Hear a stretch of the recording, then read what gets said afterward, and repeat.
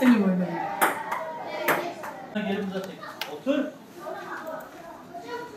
Burada hem Kur'an dersi görüyoruz, aynı zamanda da burada işte top oynayarak, havuz, bisiklet ve benzeri etkinliklerle Kur'an öğreniyoruz. Bütün camilerde olsa en azından çevredeki bu kötü alışkanlıklara giden çocuklar rahat rahat hem Kur'an öğrenip o alışkanlıklara bırakabilir.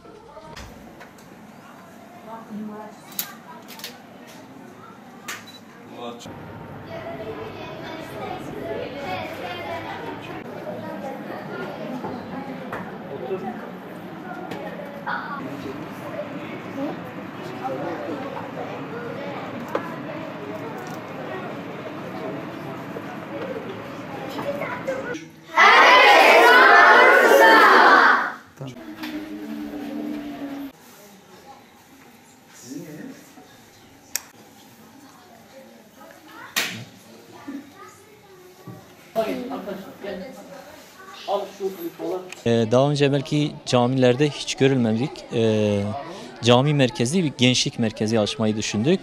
Malumunuz gençlerimiz, çocuklarımız dini çevrelerde albenisi olmayan camilere gitmek zorunda kalıyor. Çocuk sıkılıyor.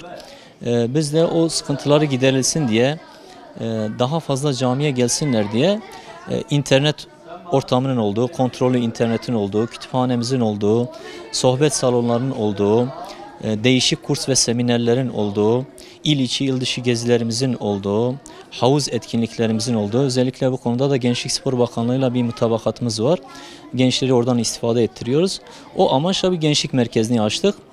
Genel amacımız dışarıdan bir çocuk ihtiyacını başka yerlerde aramasın, internetini, oturup dinleneceği yeri başka bir yerde aramasın, gelsin caminin içerisinde bulunan gençlik merkezine o ihtiyacını karşılasın ve ezan okunduğu zaman da o çocuğumuz güzelce abdestini alsın, İmam Efendi ile hocayla beraber çıkıp cemaatle namazlı kılsın. Amacımız bu. Türkiye'de biraz araştırdığım kadarıyla Türkiye'de cami içerisinde ilk gençlik merkezi.